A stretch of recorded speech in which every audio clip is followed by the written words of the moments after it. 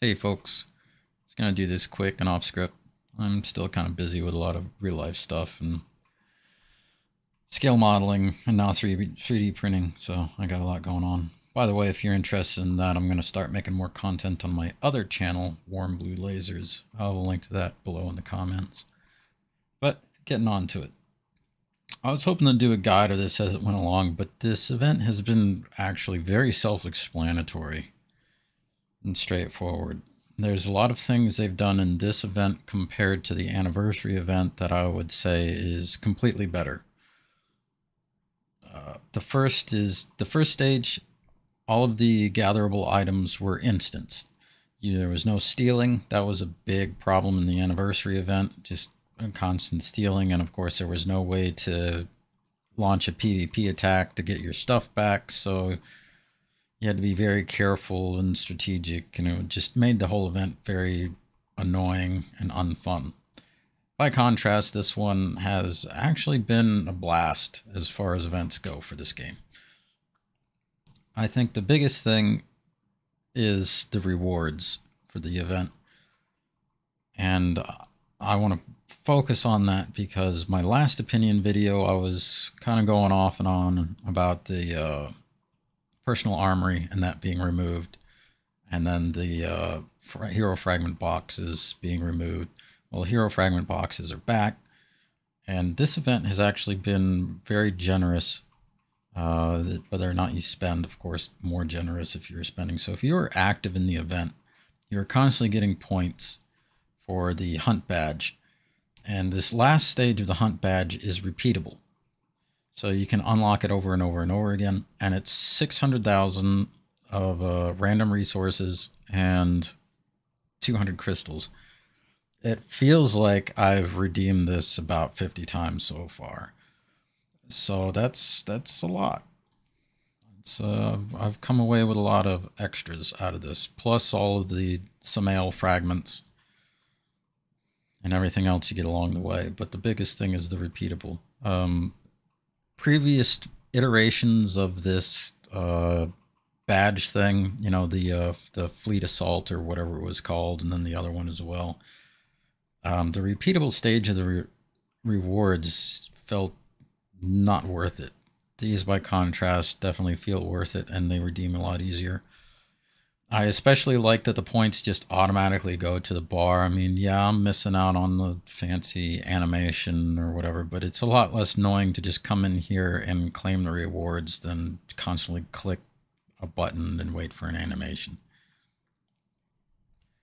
I would like to say I've really enjoyed this event because it's been a strictly PvE event. I do wish it made some use of the expedition combat system, but you can't have everything. If this is the direction the developers are going in, this is actually very good news. Sure, I mean, we haven't gotten personal armory back, but we're getting more than twice as many resources for chaos and fleets on the map, and then events like this where the mechanics and the rewards are actually worth it. But this kind of got me back into it a little bit. There's other things that have changed. Like I said, they brought back the hero crates. That's good. So if this is the direction, then devs, if you're listening, if you're watching all of this, this is the direction I would like to see you go. I don't speak for the community. I haven't really reached out and polled everybody, but I think this is the direction I ought to go. There's rewards everywhere. You know, there's rewards in this stage. There's a reward for each time you analyze a fleet, and then you got the ranking rewards, and then you got these rewards, and then you got the badge. It's just, it feels like it's worth your time to play the game to get all of this stuff.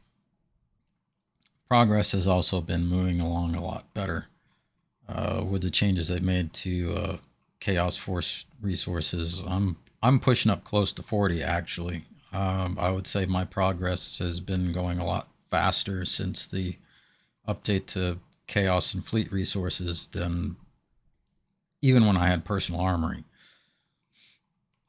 But then again, that's because I have tons of AP pots. Whenever I have time to play, I can burn those off.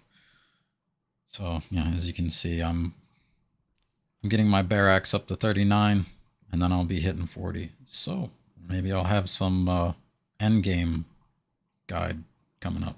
Who knows? Maybe, maybe not. But oh, and this changed too. This is interesting. I'm still processing my thoughts on it. My first impression to the changes for Ruins Exploration is they're good. So now you don't have to clear the entire stage to move on to the next stage, which is how it was in the last iteration. Now it's back to being random. But then it gives you the option to stay on the stage and clear it out completely. And of course, these blocked out pieces means that the stages are themselves also smaller. I kind of wish there was,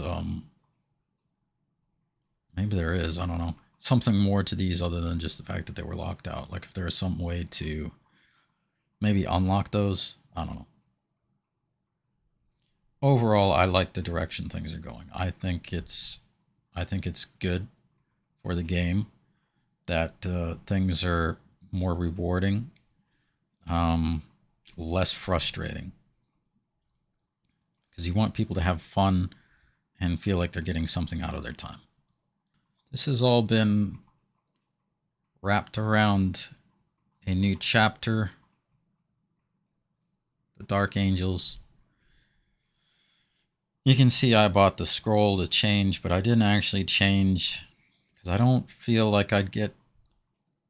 I don't think I would get use out of a free warp jump. That's not to say this is useless. I know there's players who will actively travel around the map and hit stuff. I mean, if you have a very PvP active server, this could be useful.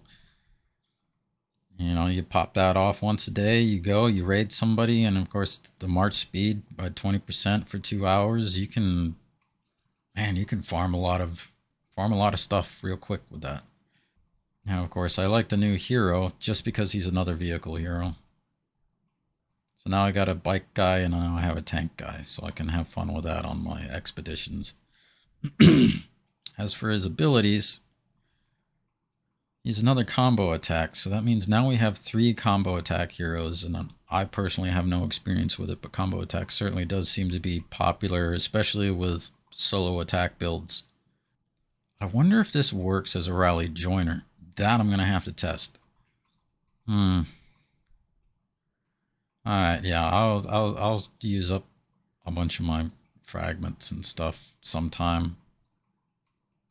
And then test that out, because now I want to, I'm thinking about it, going back to the whole thing of procs work as a joiner. That's a chance, 6% chance, so that means this is a proc. So I wonder if you could join with all 3 of these guys. Of course, you'd have to be Blood Angels for Sanguinius to work, but join with all of these guys and get combo attack procs. You know, that would be kind of funny. That would probably be, aside from dodge, that would probably be the most useful proc. So dodge and combo attack. Anyway, well, that'll be another video for some other time when I've spent up all my stuff to actually use it. Until next time, y'all have a good one.